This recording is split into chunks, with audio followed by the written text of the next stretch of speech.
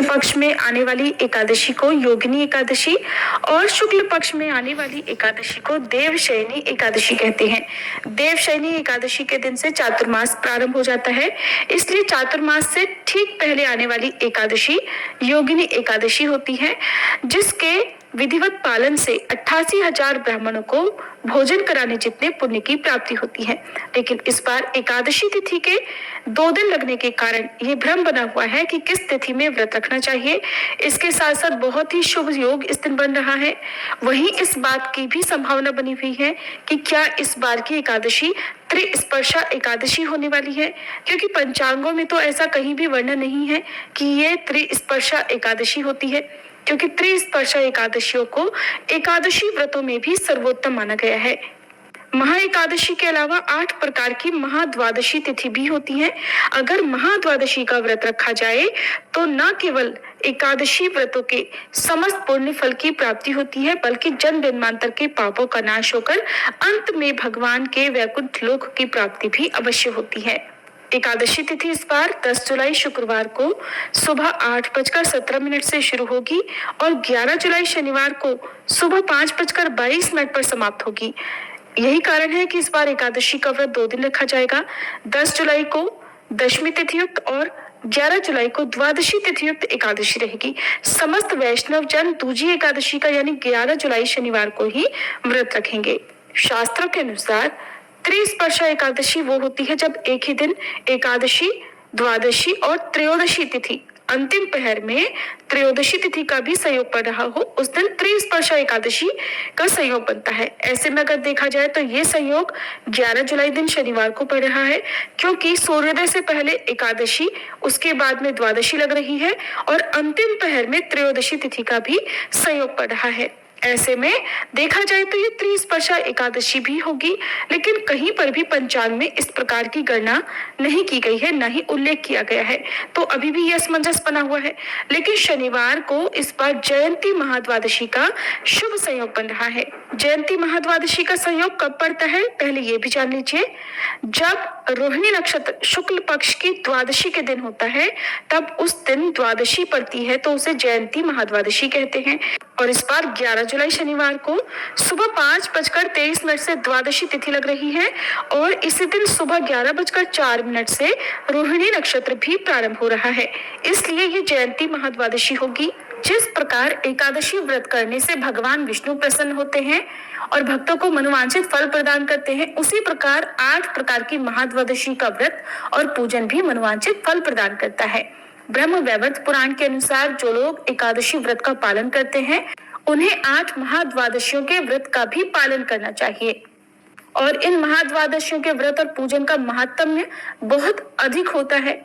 इनका पालन करने से सभी प्रकार के दुखों, पापों और परेशानियों से भक्तों को मुक्ति मिलती है। बहुत से गौणी वैष्णव भक्त तो एकादशी व्रतों की बजाय 8 महाद्वादशी व्रतों का ही पालन करते हैं और महाद्वादशी के दिन भगवान श्री कृष्ण की पूजा किए जाने का विधान है।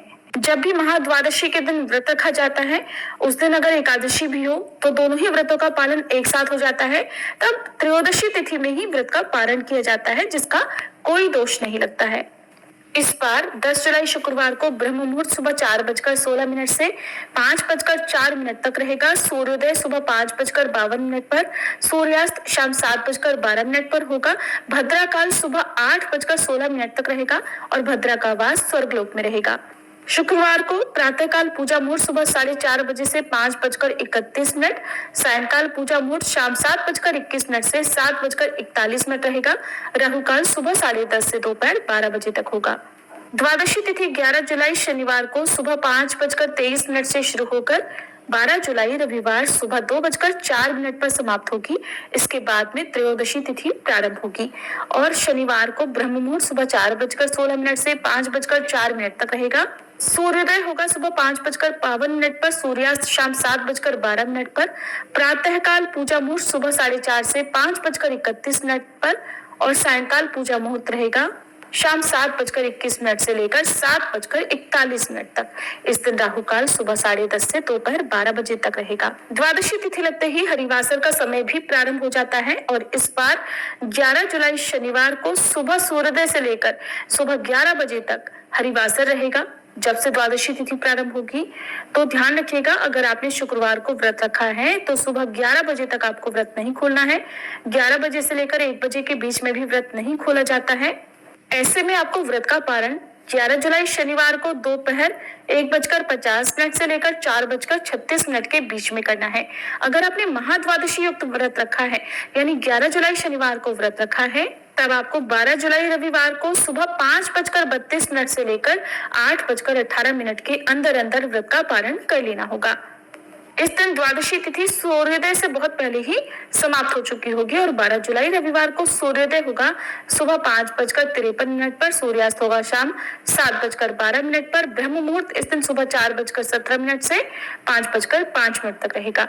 एकादशी व्रत रखने वाले भक्तों को सुबह से लेकर अगले दिन के सूर्योदय तक व्रत रखना चाहिए। व्रत का पारण पंचामृत से, तुलसी मिश्रित जल से करना चाहिए, या फिर आप चावल से भी व्रत का पारण कर सकते हैं। लेकिन अगर द्वादशी तिथि के पारण वाले दिन यदि आपका कोई दूसरा व्रत भी हो तो पारण हमेशा तुलसी मिश्रित जल से, आंवला, आंवले के चूर्ण से, या फिर पंचामृत से या फलों के जूस से ही करना चाहिए, जिसमें तुलसी पत्र अवश्य हो। इसके बाद आप दूसरे व्रत के नियमों का पालन कर सकते हैं। एकादशी और द्वादशी तिथि के दिन दान देने की भी परंपरा है। दान हमेशा सुपात्र को दें। एकादशी के दिन चावल या अन्न का दान देने से बचना चाहिए। एकादशी के दिन आप वस्त्र का, फलों का दान कर सकते हैं, लेकिन द्वादशी के दिन आप कुछ न कुछ दान देने के बाद ही व्रत का पारण करें। ये थी आज की वीडियो। उम्मीद है ये वीडियो आपको पसंद आई होगी। अगर अच्छी लगी हो तो लाइक करना मत भूलिएगा।